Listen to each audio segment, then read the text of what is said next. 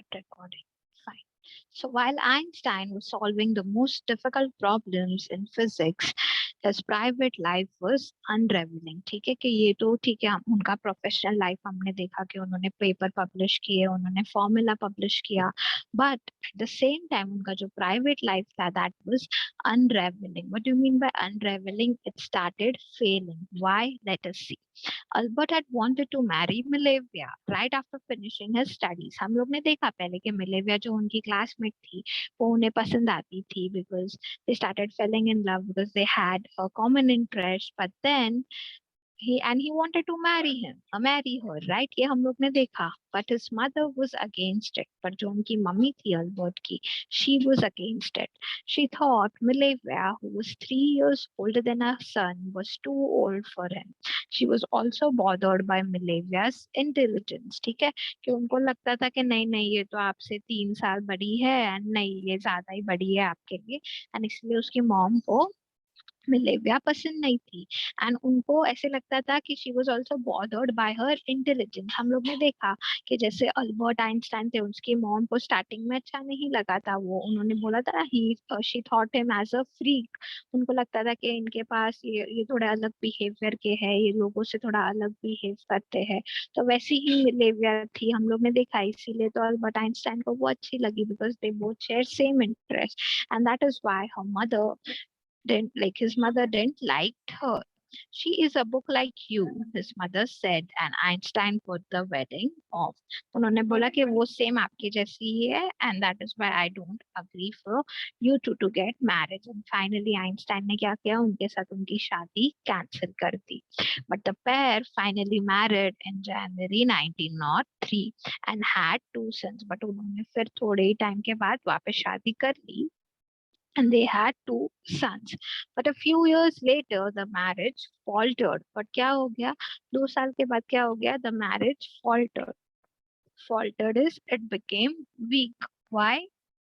Milavia, meanwhile, was losing her intellectual ambition and becoming an unhappy housewife. अभी हम लोग ने देखा कि वो भी एकदम आइंस्टाइन जैसी थी, वो स्कॉलर थी, उनका इंटरेस्ट भी था, साइंस में था, फिजिक्स में था, बट शादी के बाद she became a housewife and that is why she couldn't fulfil her wish and that is why she was not happy after the marriage because वो एकदम हाउसवाइफ बन गए थे, तो उनका पूरा काम उसी में जा रहा था एंड उन्हें जो उनके ड्रीम्स थे, उनको जो अचीव करना था लाइफ में, उनका जो एम्बिशन था वो पूरा नहीं हो रहा था.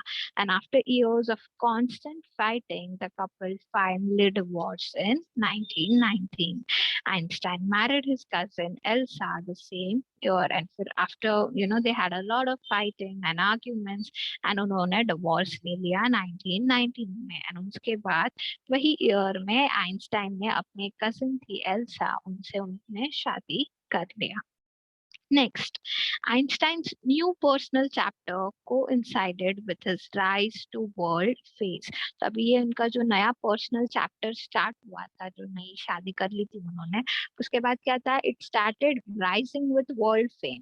एंड उसी के साथ साथ अभी उन्हें फेम, मतलब उन्हें फेम मिल रहा था. फेम मतलब क्या, वो लोगों के इसमें फेमस हो रहे थे. Now he was becoming famous क्योंकि उनके जो थियरीज थी, उनके पेपर्स थे, दे वर वर्किंग, उनके जो लॉज थे वो लोगों तक पहुंच रहे थे, and that is why now he started becoming famous. In 1915 he had published his general theory of relativity which provided a new interpretation for gravity. ठीक है, तो उन्होंने 1915 में अपना एक पेपर पब्लिश किया जिसका नाम था जनरल थियोरी ऑफ रिलेटिविटी, जिनमें उन्होंने ग्रेविटी, जो हमारा ग्रेविटेशनल फोर्स है ना बच्चा लोग, उसके बारे में उन्होंने बात की. क्या बात की हम देखेंगे. An eclipse of the sun in 1919 brought proof that it was accurate. Einstein had correctly calculated in advance the extent to which the light from fixed stars would be deflected through the sun's gravitational field. ठीक है, तो उन्होंने है ना एक calculation किया था, जो उन्होंने ये जनरल थियोरी ऑफ रिलेटिविटी लिखा ना, उसमें उन्होंने कैलकुलेशन किया था कि जब सूर्य ग्रहण होगा ना, जो हम सोलर एक्लिप्स बोलते हैं, वो जब सोलर एक्लिप्स होगा, यहाँ पे लिखा है देखो, an eclipse of the sun in 1990 brought proof. तो वो प्रूफ जो उन्होंने बात दिया था वो प्रूफ हो गया. उन्होंने क्या बात दी थी उनके बुक में कि उन्होंने कैलकुलेट किया था कि कब जो लाइट स्टार से आती है ना, वो कब जाके बेंड होगी। यहाँ पे लिखा है, देखो, no meaning is not given. Deflected is, what do you mean by deflected is when it would change its direction. Okay, yeah, यहाँ पे दिया है change direction because it hits something. तो वो जो उन्होंने कैलकुलेट करके वैल्यू दिया था, वो सोलर एक्लिप्स में प्रूफ हो गई थी, एंड दैट इज वाई उसके बाद उनका he started becoming more famous because उन्होंने जो कैलकुलेशन दिया था वो accurate, वो perfect माना गया था. And now the newspapers proclaimed his work as a scientific revolution. And उनके बाद अभी एक scientific revolution आ गया. Revolution is a change.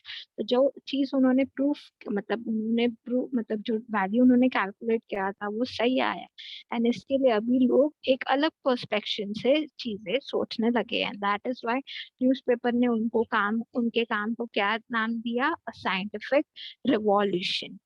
समझा यहाँ तक? Any doubt?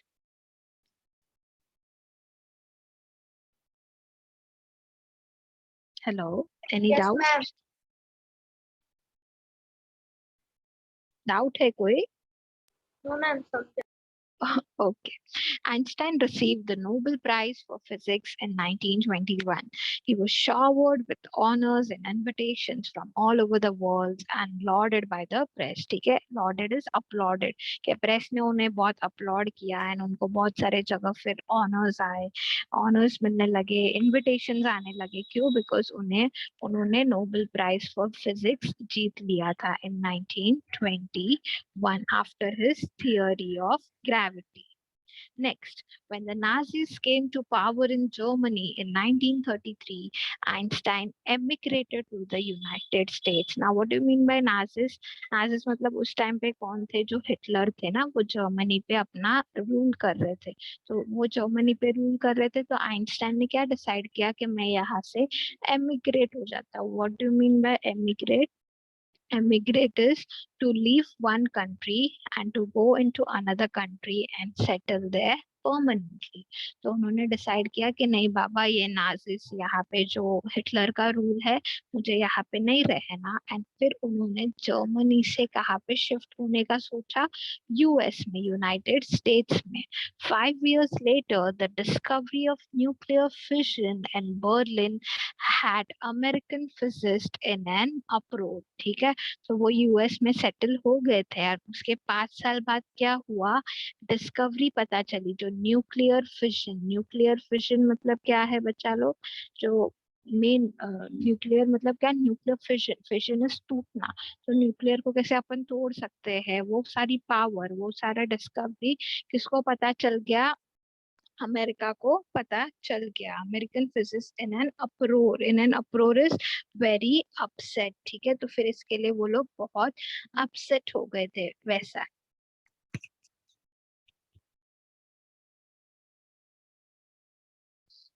See, had American physicists in an uproar. Sorry, मैंने क्या बोला? Nuclear fission. जो न्यूक्लियर फिशन का जो ये था, डिस्कवरी था कि न्यूक्लियर को कैसे तोड़ते हैं, ये चीज जर्मनी को पता चल गई थी.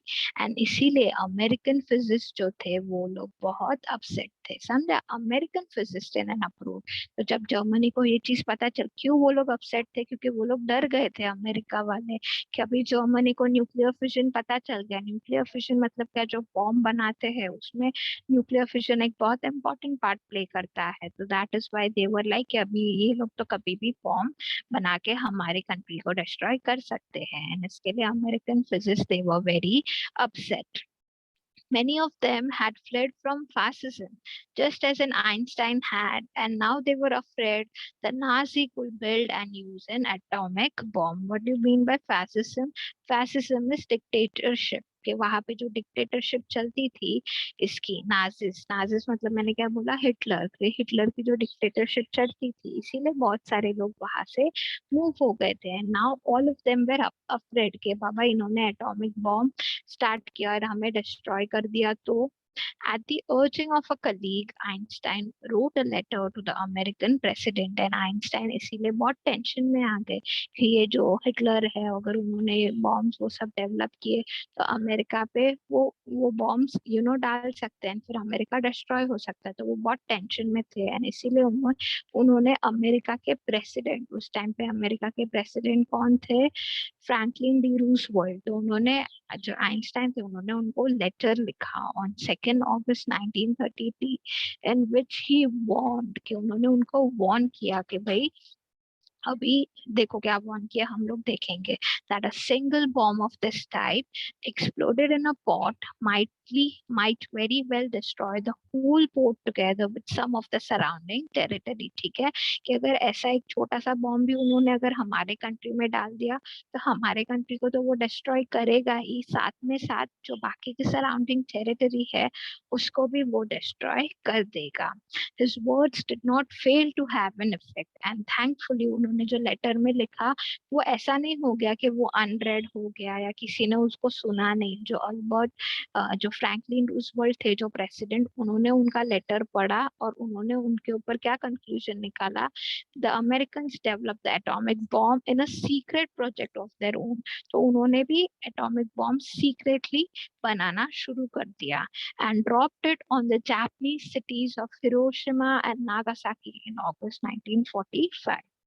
एंड फिर उन्होंने वो बॉम्ब बना के हिरोशिमा और नागासाकी पे डाल दिया अमेरिका ने।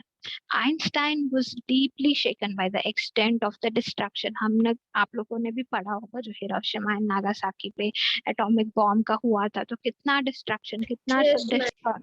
या तो इसीलिए आइंस्टाइन ही वाज डीपली शेकन, उनको बहुत बुरा लगा कि यार मैं तो इन्हें वार्न करने गया और इन्होंने तो सीक्रेटली बना के दोनों प्लेसेस को डिस्ट्रॉय भी कर लिया। So this time what he did, he wrote a public missive. What do you mean by missive? It is a letter, letter ही था but it is specially very long and official. तो उन्होंने बड़ा सा letter लिखा, किसको लिखा, अब उन्होंने प्रेसिडेंट को नहीं लिखा इस बार, पर उन्होंने डायरेक्ट यूनाइटेड नेशंस को ही लिखा। एंड उसमें उन्होंने क्या रिक्वेस्ट की हम देखेंगे। In it he propose the formation of a world government. ठीक है, इससे हमें पता चलता है कि जैसे मैंने आपको पहले बोला कि what do you mean bye genius, it is a person who think for others welfare. अभी उन्हें पता चल गया था कि जर्मनी को पता चल गया है एटॉमिक बॉम्ब, तो उन्होंने तुरंत ही अमेरिका का रक्षा करने के लिए प्रेसिडेंट को लेटर लिख दिया कि भाई आप ऐसे ऐसे करो, नहीं तो हमारी कंट्री का प्रॉब्लम हो सकता है। वैसे तो यहाँ पे भी वही हो गया कि जैसे उन्हें पता चल गया कि हिरोशिमा और नागासाकी डिस्ट्रॉयड हो गए हैं, तो उन्होंने डायरेक्ट यूनाइटेड नेशंस को लेटर लिखा कि हमें एक वर्ल्ड गवर्नमेंट बनानी चाहिए। Unlike the letter to Roosevelt, this one made no impact। But in ये जो लेटर लिखा था ना उसका कोई इम्पैक्ट नहीं रहा, उसको पढ़ा नहीं गया और वैसे कहीं पे कॉर्नर पे पढ़ा था।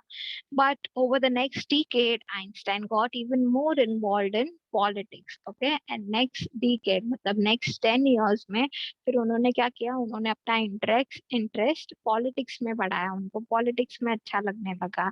And that is why he agitated for an end to the arms buildup and using his popularity to campaign for peace and democracy। And उन्हें एक ऐसा वर्ल्ड चाहिए था, एक ऐसा वर्ल्ड चाहिए था जिसमें आर्म्स बिल्डअप, ये जो आर्म्स बनते हैं, वेपन्स बनते हैं, वो सब उन्हें नहीं चाहिए था। एंड वो अभी पॉपुलर भी हो गए थे, राइट? तो उनकी पॉपुलैरिटी से उन्होंने कैंपेन्स शुरू किए। कौन से कैंपेन्स? जो पीस और डेमोक्रेसी के लिए बताते कि सब जगह डेमोक्रेसी होना चाहिए, सब जगह शांति होनी चाहिए, ये आर्म्स और ये सब का बिल्डअप नहीं होना चाहिए वैसा। And when Einstein died in 1955, तो आपको ये ईयर जैसे मैंने बोला याद रखना पड़ेगा बच्चा लोग।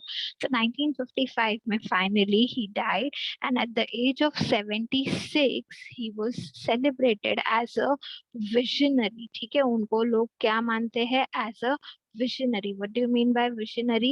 A person who can think about the future in an original and intelligent way, कि जो फ्यूचर के बारे में विचार करे और ना ही अपना फ्यूचर बट बाकी सारे लोगों के फ्यूचर के बारे में विचार करे। And then he became a world citizen as much as a scientific genius. के वो साइंटिफिक जीनियस तो उनको लोग ऐसे पहचानते ही थे ही, but at the same time he was also known as world citizen. यहाँ तक क्लियर है बच्चा लोग? Yes, ma'am. Okay, so this is how we come towards the end of our chapter. Now we will quickly discuss the question answers. So यहाँ पे क्या है? Thinking about the text, here are some headings from the paragraph in the text. Write the number of the paragraph for each title against the heading. The first one is done for you. तो Einstein equation बताया, तो यहाँ पे 9th लिखा है। आपको paragraph का number लिखना है। ओके, यहाँ पे लिखा है see write the number of the paragraph. तो आइंस्टाइन्स इक्वेशन, तो यहाँ पे हम लोग ने देखा E is equals to mc²। तो ये इक्वेशन कौन से पैराग्राफ में दिया था? 9th पैराग्राफ में, यहाँ पे राइट साइड लेफ्ट साइड पे कॉर्नर पे। तो आपको वैसे ही पैराग्राफ वाइज लिखना है। Einstein met his future wife, तो वो अपने फ्यूचर वाइफ को कभी मिले थे? Ma'am, यहाँ पे 7. 7, या you know he met Milevia, married clever creature, तो यहाँ पे 7th है। तो वैसे आपको सब गो थ्रू करना है and this part would be your homework.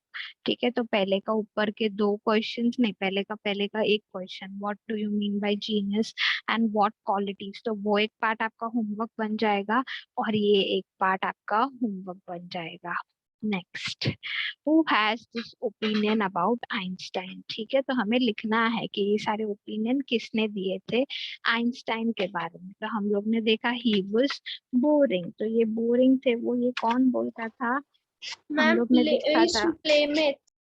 या हम लोग ने देखा था कि जो उनके प्लेमेट्स थे उन्होंने उसको बोरिंग बॉय ऐसा नाम दिया था, राइट। तो यहाँ पे क्या आ जाएगा कि ही वाज बोरिंग, ये नाम किसने दे दिया?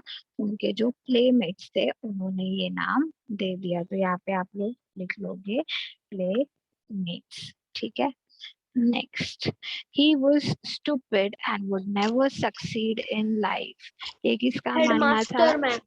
या ये उनके Headmaster. हेडमास्टर, या परफेक्ट, ये उनके हेडमास्टर का मानना था कि ये कोई भी चीज कोई भी फील्ड में चले जाए ये कभी सक्सीड नहीं हो पाएंगे। And he was a free, तो ये किसका Mother. मानना था?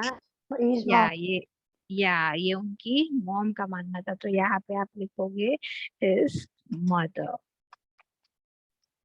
ठीक है, next, explain what the reasons for the following are, क्या आपको रीजंस देना है।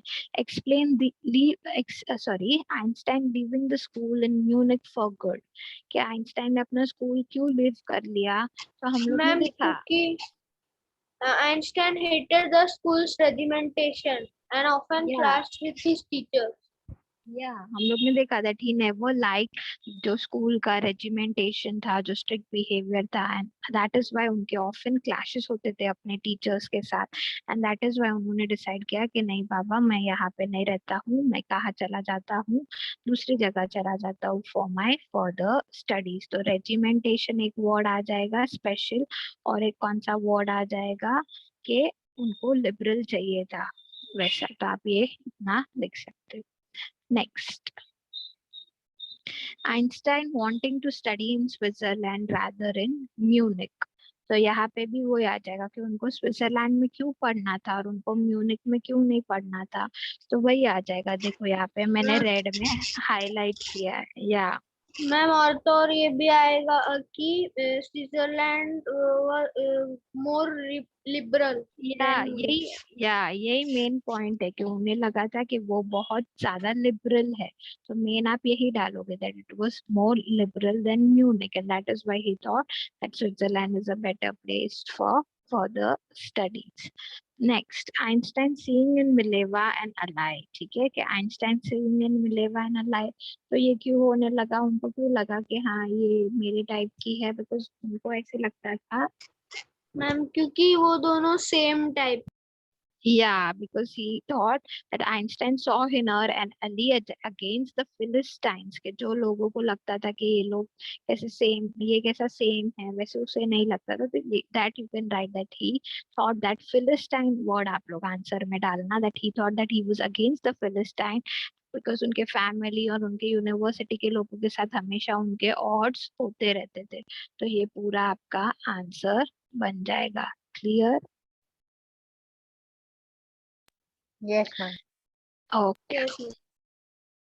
Next, what do these tell you about Einstein? तो ये सारी चीजें आपको ऊपर की क्या बताती है कि हमें इससे पता चलता है that Einstein was a person who loved liberty and that is why he was a person who was free of mind. उनको ऐसे लगता था, he was a liberal person, he like freedom, he has his own point of view and that is why he wanted to shift from Munich to somewhere else. तो ये सारी चीजें आप वहां पे लिख सकते हो। फिर मिलेविया का एक पॉइंट डाल सकते हो कि उन्हें लगा that she was someone of her type, he could relate to her, both of them shared same interest. ऐसा सब आप लिख सकते हो, ठीक है। What did Einstein call his desk drawer at the patent office? तो हम लोग ने देखा वो मैम, उनके डेस्क ड्रॉअर को क्या बोलते थे? Bureau of theoretical physics. या यहाँ पे देखो मैंने हाईलाइट किया है, ब्यूरो ऑफ थियोरेटिकल फिजिक्स। और क्यों ऐसा बोलते थे तो आप लिख सकते हो, मैम, बिकॉज क्योंकि वो अपने इन्वेंशन वगैरह वहां पे ही करता था।